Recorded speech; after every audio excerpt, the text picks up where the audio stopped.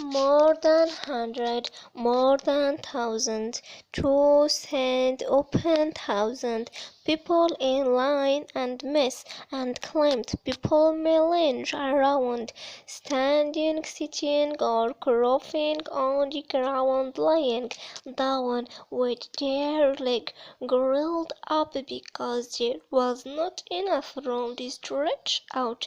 The refuge camp at 18 was filled with people of all ages, men, women, girls, small children, but most of the refuge were boys and young men who had run away from their village when they were come.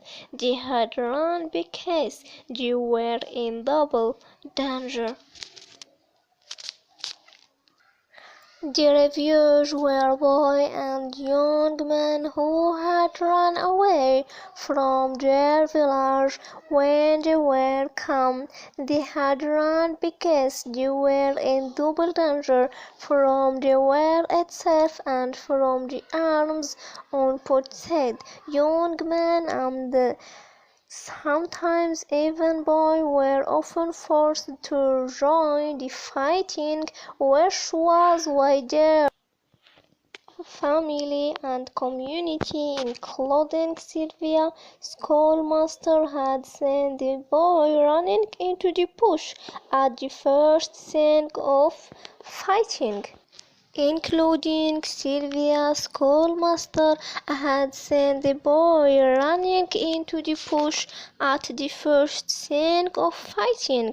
Children who arrived at the refuge camp without their family were grouped together, so Sylvia was spirited at one from the people he had travelled with, even though they had not been kind to him.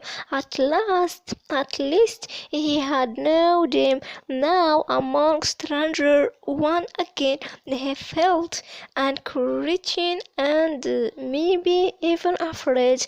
As he walked through the camp with several other boys, Sylvia glanced at every face had passed, and Claude had said that no one knew where his family was from. So, wasn't there at least a chance that they might be here in the camp? Sylvia looked around at the mess of people stretched out as far as he could see. He felt his hair sink a little, but he clutched his hand into fist and made himself a promise. If they are here, I will find them.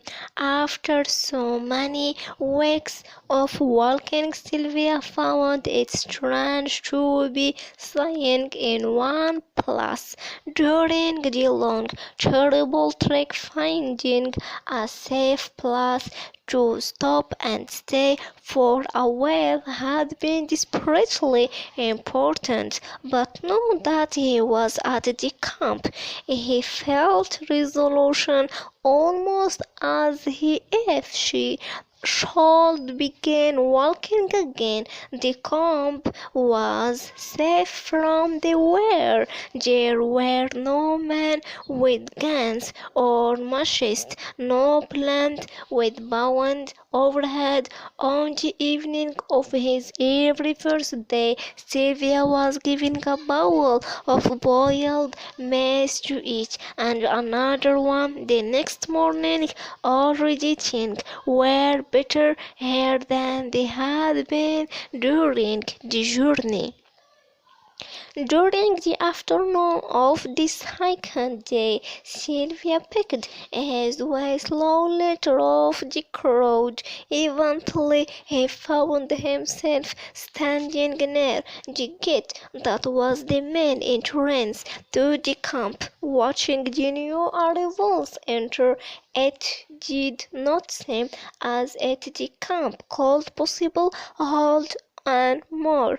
But still they kept coming. Long line of people, some evicted, some hurt or sick or exhausted. As Sylvia scanned the face, a flash of orange cuff has eyes, orange and orange headscarf. He began pushing and stumbling past people. Someone spoke to him angrily, but he did not stop to excuse himself. He called still, see the vivid stop of orange. Yes, it was a headscarf. The woman back was to him, but she was tall, like his mother. He had to catch up. There were too many people in the way. A half soup broke free from Sylvia's lips. He most lost track of her.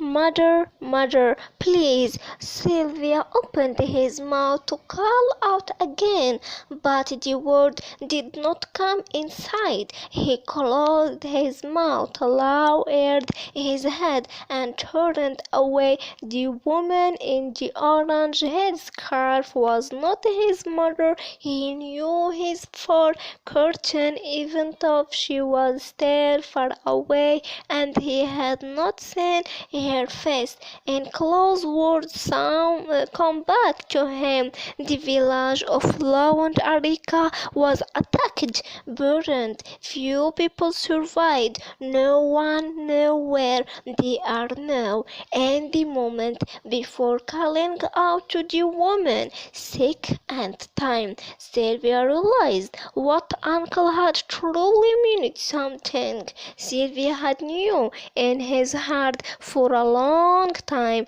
his family was gone. They had been killed by bolt or bombs, starvation or sickness. It did not matter how. What mattered was that Sylvia was on his one now. He felt as though he were standing on the edge of a gentle wood, a whole field, with the black despair of nothing. I am alone now. I am all that is left of my family. His father, who had sent Sylvia to school, brother him strict like managed, trusted him to take care of the herd. His mother, always ready with food and milk and a soft hand to stroke Sylvia had. His mother, always arrayed with food and milk and a soft hand to stroke Sylvia's head. His brother and sister, whom he had laughed with and played with and looked after. He would never see them again. How can I go on without them? But how can I not go on? The world wants me to survive, to grow up and make something of my life, to honor their memory. What was it Uncle had said during that first terrible day in desert? Do you see that group of beach? You need only to walk as far as those bushes. Uncle had helped him get through the desert that way, but by put one step at a time. Perhaps Sylvia could get through life at the camp in the same way. I need only to get through the rest of this day, he told himself. This day and no other. If someone had told Sylvia that he would live in the camp for 6 years, he would never have believed it. I need only to get through the rest of this day, he told himself.